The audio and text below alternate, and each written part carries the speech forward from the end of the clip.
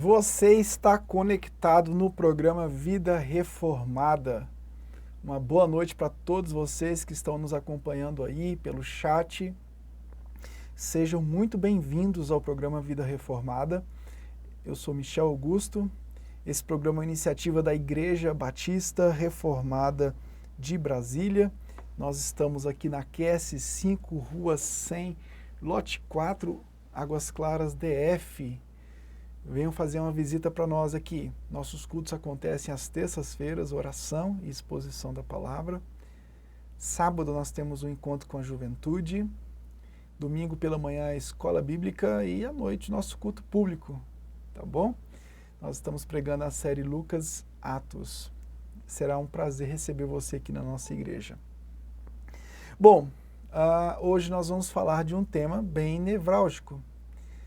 O problema do STF, do Supremo Tribunal Federal. Eu vou fazer um comparativo aqui e vou buscar aqui fundamentos para isso.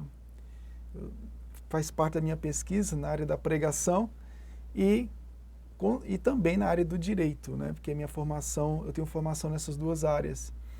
E o tema é o problema do STF. Juízes são como pregadores que não se submetem ao texto. Nós vamos estudar um pouco sobre hermenêutica teológica, bíblica, hermenêutica jurídica. O problema, o que você precisa entender o que está acontecendo. Porque a gente fala de STF, às vezes a gente fala de pregadores que desvirtuam a mensagem, mas de subjetivismo, né? O subjetivismo faz parte do processo interpretativo, mas o excesso dele é perigoso. Assim como colocar a razão acima da fé é perigoso para nós cristãos, também é perigoso para nós cristãos desprezar a razão. A fé é um dom de Deus, uma dádiva divina, mas a fé não despreza a razão, a fé não despreza fundamentos objetivos, fatos objetivos. Assim como no meio jurídico também. O que nós estamos percebendo no meio jurídico é justamente o mesmo fenômeno. O Estado de Direito moderno, ele nasce valorizando a objetividade do direito. E é claro, quando o juiz vai interpretar a norma, existe um grau de subjetividade ali. O problema é que, assim como na teologia pós-moderna há um excesso de subjetividade, no campo do direito também há um excesso de subjetividade, ou seja, os juízes estão jogando fora a lei e usando as máximas da interpretação para dizerem o que querem acerca de um texto. Já o valor subjetivo está prevalecendo sobre os valores objetivos. Bom, essa é uma temática que eu gosto muito e eu queria desenvolver com vocês neste dia, nesta noite, para quem está aí ao vivo ou você que está nos acompanhando. Eu quero te pedir um favor, eu quero te pedir que você se inscreva no nosso canal. O canal TV Reformada, ele existe há alguns anos, né? E esse canal, ele já conta aí com quase 500 vídeos, né? É um canal que tem muito material. Todas as séries de sermões da Igreja Batista Reformada de Brasília estão catalogados aí nesse canal. E se inscreva, dê um like nesse vídeo, ative o sino para que você possa receber as notificações. Nós temos todas as séries catalogadas, dominicalmente está gravadinho aí para você, tá? Para te abençoar. Vamos lá então, o problema do STF. Muitos juízes são como pregadores que não se submetem ao texto. Vamos nos respaldar nesse sentido. O primeiro slide que eu queria mostrar para vocês é sobre as mudanças drásticas que aconteceram no século XX. Então, a modernidade, até o século XX, há uma mistura. Por exemplo, quando você pega momentos anteriores à Reforma, até chegar no século XX, há mudanças na arte da interpretação. Há um momento da Reforma, por exemplo, que a busca do intérprete era para entender o que o texto está querendo dizer. O que esse texto está querendo me dizer? Depois houve uma ruptura gradual em buscar a intenção do texto, né, para uma análise puramente textual, sem a noção de revelação, sem buscar no texto a noção de revelação divina. Isso no caso bíblico. Então, e agora o último deslocamento se dá quando o subjetivismo no processo interpretativo toma conta do texto. Então, na pós-modernidade, há uma predominância do subjetivismo sobre valores objetivos. É o típico do pregador, por exemplo, que ele interpreta o texto da forma como ele quer, desprezando completamente o que o texto quis dizer. Realmente o texto ele serve somente de endereço para o pregador citar no início do sermão. Bom, muitos pregadores fazem isso intencionalmente e outros fazem sem saber. Mas a causa dessa ruptura com bases na razão, e claro, a reforma ela não era uma razão pura, não. Na reforma protestante, o pregador, quando interpretava o texto, ele tinha que levar em consideração que esse texto é uma revelação divina, ele tem autoridade sobre nós em qualquer momento da história, e, por outro lado, ele tem um fundamento, ele tem uma razão de existir, ele tem um fator histórico. Então esse é o processo. Tá? Bom, no campo do direito, não só o campo do direito, mas outros campos também são influenciados por esse deslocamento hermenêutico, essa história da hermenêutica, que uma hora valoriza fatos puramente objetivos, em outro momento valoriza fatos puramente subjetivos. E a razão de ser no primeiro slide aí é a ascensão do novo criticismo literário. Em qualquer área, seja na teologia, no direito, seja na sociologia, seja em qualquer área do conhecimento, nós temos aí, a partir do século XX, a ascensão do novo criticismo. Os textos literários, eles passam a ter determinado significado por si mesmos, independentemente da intenção original do autor. Então, na pós-modernidade, o novo criticismo literário trouxe influência para todas as áreas do conhecimento. E isso minimiza a história, a razão, os fundamentos. E o leitor do texto ele passa a ter um poder total sobre o texto. Bom, o texto é um fato objetivo. Volta aqui para mim agora. O texto é um fato objetivo. Você lê o texto, ele está lá. Mas, de acordo com o novo criticismo literário, que influencia todas as áreas, você tem um poder sobre aquele texto, porque não tem como saber se esse texto realmente o autor quis dizer isso que ele quis dizer. Enfim, um relativismo terrível. E isso alcança também o meio jurídico. Isso no meio jurídico é evidente.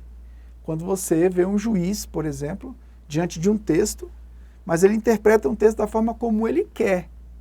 Isso dá base para que ele cometa atrocidades e a sociedade fica espantada. Meu Deus, mas como é que pode o juiz agir contra a lei dessa forma? Mas é porque ele tem um poder de interpretação tão forte que o que ele pensa, ou seja, a subjetividade dele, está prevalecendo sobre a própria lei. E o Brasil vive, nesse sentido, um clima de insegurança, uma insegurança jurídica.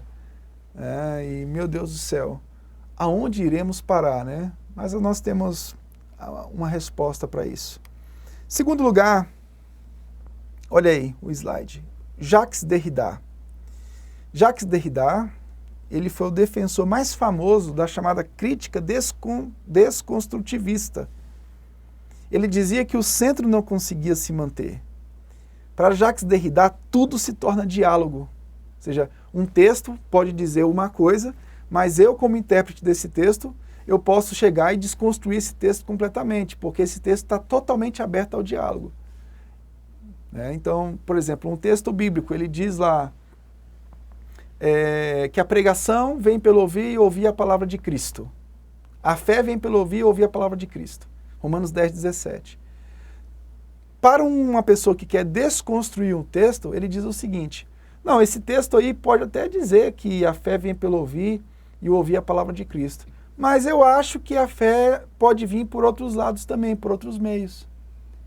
E a pessoa interpreta do jeito que quer. E fica por isso mesmo. Da mesma forma, um juiz olha um texto lá, sobre liberdade religiosa, artigo 5º da Constituição Federal, a liberdade de culto, de expressão religiosa, de liberdade de consciência religiosa, e ele interpreta a liberdade religiosa da forma como ele bem entende. Ele acha que um lockdown irrestrito, ele acha que um lockdown completamente autoritário é válido para até mesmo contra a liberdade religiosa.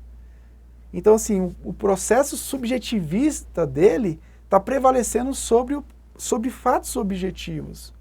Bom, é claro que a gente tem que ter a consciência de que quando os órgãos sanitários disserem, olha, é bom agora fechar por um tempo, para conter o vírus, então a gente obedece.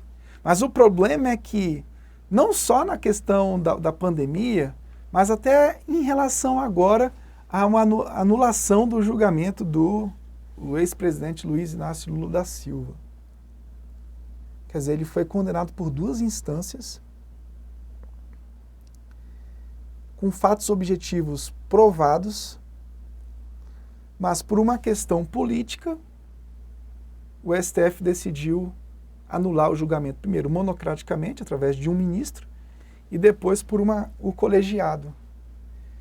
Mas veja bem, os crimes foram investigados, objetivamente provados, mas a carga de subjetividade que há, não só no STF, mas no mundo do conhecimento, leva com que os juízes digam, não, eu acho que esse julgamento aí, ele foi parcial. Foi parcial por conta do quê? Não, porque procurador se comunicou com o juiz. Quer dizer, e os fatos objetivos? Qual é o fato objetivo nessa história? Foi provado que o ex-presidente roubou. Esse é o fato típico. Esse é o fato típico. Um fato objetivo, ele roubou.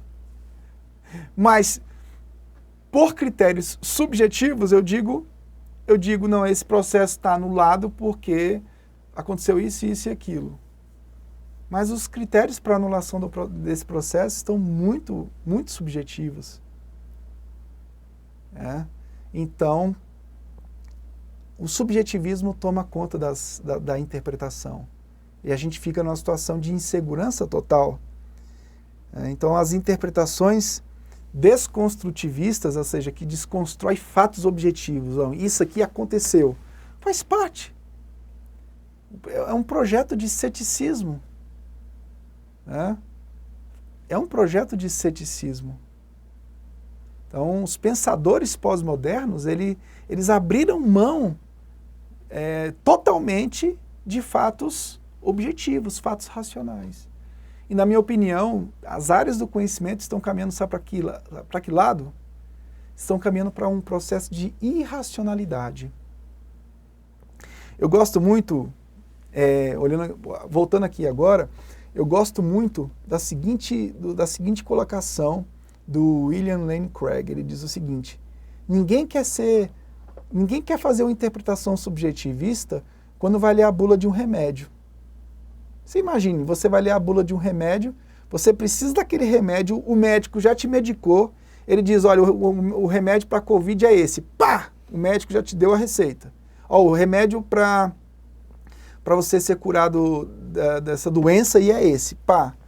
Aí você chega em casa, pega a bula e vai ler e vai dizer assim, não, eu acho que essa bula aqui, eu interpreto de forma diferente do médico, então não vou tomar. Você vai fazer isso? Não, ninguém faz isso. Por quê? Porque são fatos objetivos. Ninguém é maluco. Só faz isso uma pessoa totalmente irracional. É aí que está chegando tanto pregadores, né, que dizem que a pessoa pode ser salva, não necessariamente ouvindo a palavra de Deus, ela pode ser salva de outra forma. Não, mas o texto está dizendo lá, a fé vem pelo ouvir e ouvir a palavra de Cristo. Não, mas eu acho, mas eu acho que a pessoa pode ser salva de outra forma, ouvindo um testemunho. Bom, a Bíblia não está dizendo que, se você ouvir um testemunho, você vai ser salvo. A Bíblia está dizendo, a fé vem pelo ouvir e ouvir a palavra de Cristo. Então, tá vendo como é que o subjetivismo é perigoso? Ele foge da narrativa histórica. É claro que a nossa fé, por exemplo, ela não é baseada na razão. A fé é dádiva, é dom de Deus, na ação do Espírito. Mas nós não podemos desprezar fatos objetivos, fatos históricos.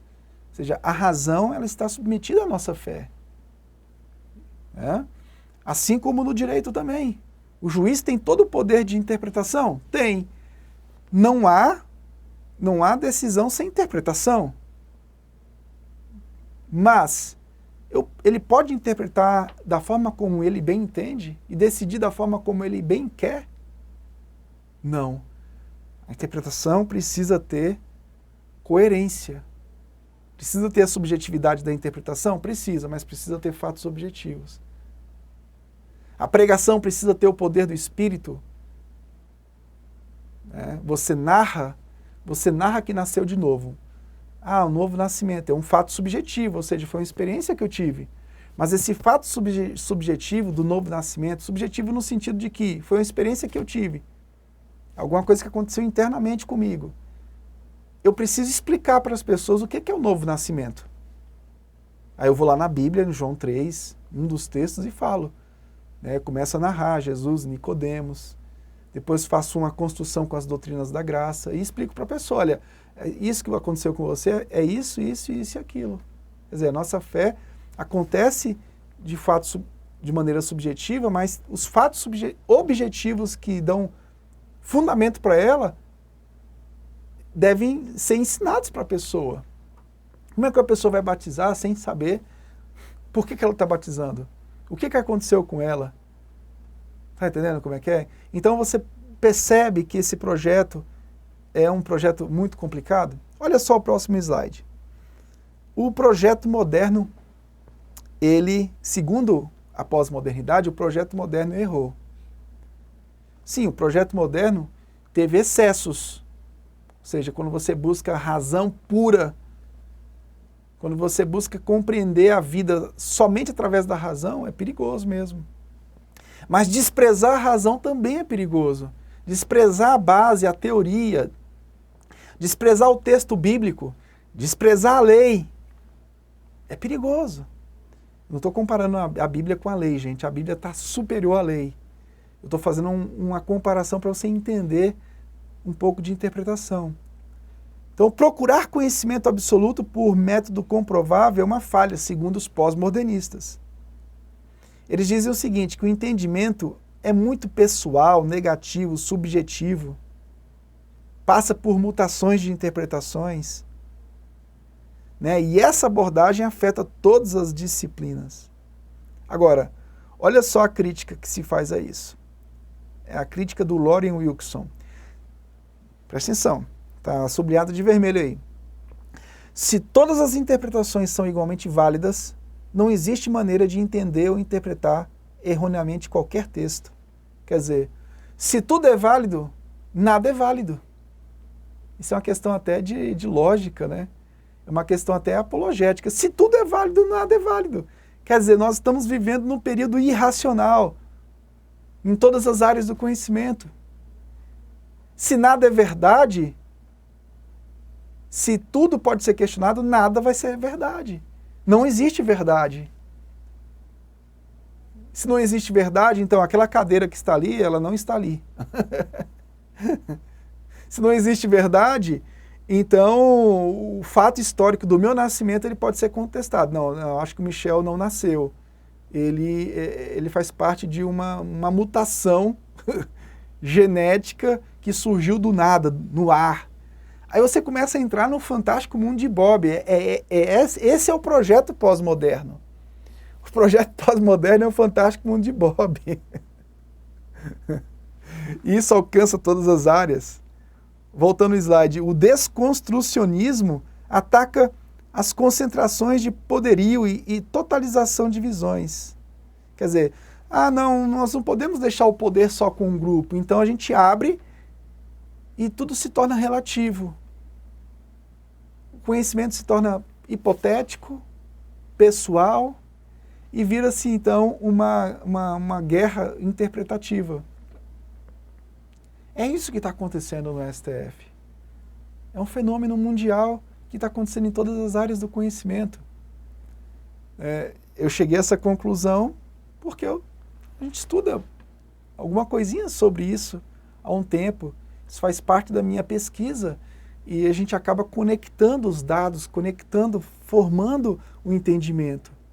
No próximo slide, assim como a fé tem razão, o direito, embora precise ser interpretado, ele precisa de bases. O Eros Grau, ele é um crítico dessa subjetividade no direito, Foi ministro do STF, estou lendo muito, gostando muito do Eros Grau, e ele diz o seguinte, olha, o direito moderno, ele é um direito que tem previsibilidade, ele tem calculabilidade. E ele diz o seguinte, que a crise atual é a substituição da racionalidade formal. Claro que o Eros Grau ele vai trabalhar muito somente a razão. No nosso caso da fé, existe a revelação divina, mas comparando, a crise é a mesma. Tá? Eu quero concluir, dizer uma coisa para vocês, sabe? Esse problema do STF, esse problema do Brasil, que não é só STF, é legislativo, é executivo, é judiciário. Muitos juízes são como muitos pregadores que não se submetem ao texto. Assim como o juiz que não se submete ao texto e o pregador que não se submete ao texto, isso tudo gera uma insegurança. As pessoas que não estão vendo um pregador falando sem autoridade, sem saber o que está dizendo, as pessoas ficam inseguras.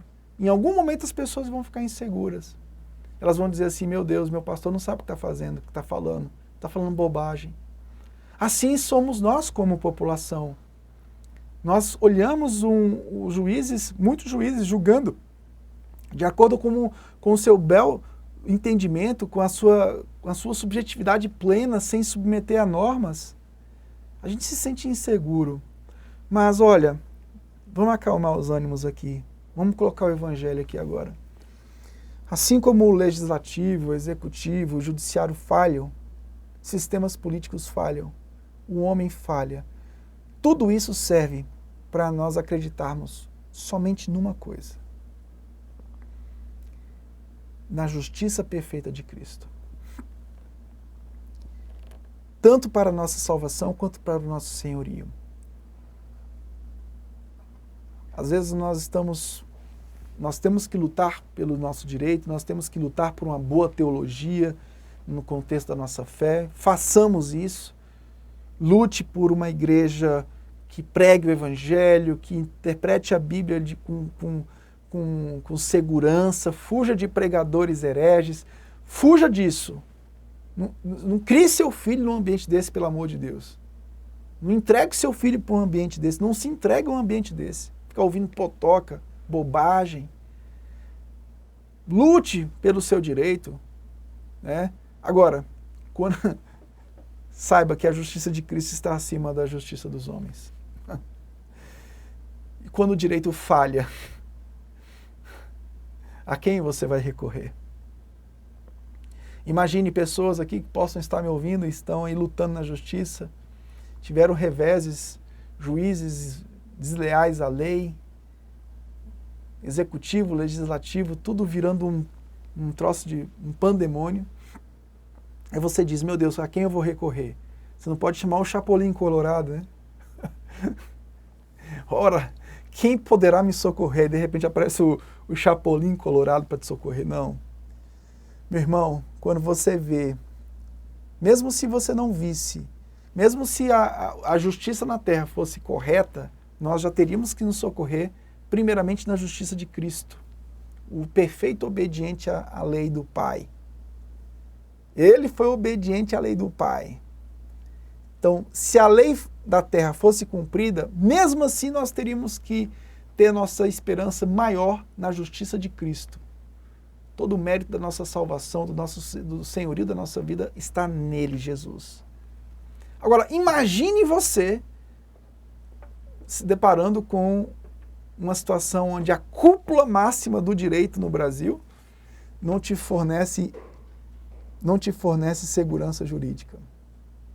Puxa, agora você vai ter que apelar para as cortes internacionais. As cortes internacionais também podem ser injustas. Apele para a justiça de Cristo. Ele é o modelo máximo de profeta, rei e sacerdote. Confiemos nessa justiça. Quando todas as justiças falharem, confie na justiça de Cristo, porque foi Ele que te conduziu ao Pai. Ele que te conduz a uma vida verdadeiramente santa e satisfeita. Eu acho que o Evangelho é a nossa solução diante desse caos. Se socorra nele. Eu quero fazer uma oração por você. Pai, eu não sei como é que está o coração do nosso ouvinte nessa hora. O sentimento de insegurança em todas as áreas da vida, um sentimento de abandono diante dos poderes constituídos, mas eu te peço, Senhor, que a justiça de Cristo, que nos salvou, que nos santifica diariamente, possa satisfazer os anseios do coração do nosso ouvinte nesse momento. Aquele que nos salvou por sua graça, mediante a fé, sem mérito nosso algum, sem participação nossa alguma, Ele é digno de toda a honra e toda a glória. Que Jesus Cristo seja a nossa consciência profética, porque Ele é o nosso profeta, rei, sacerdote perfeito. No nome de Jesus Cristo. Amém e amém. Gente, foi muito bom estar com vocês. Deus abençoe a vida de vocês. Até quarta-feira que vem. E conforme agora o andar da carruagem, vamos ver o que vai acontecer até quarta-feira que vem. Vamos dar uma resposta conforme o Evangelho de Jesus. Programa Vida Reformada, Igreja Batista Reformada de Brasília. Um abraço para todos vocês. Até a próxima quarta. Fui!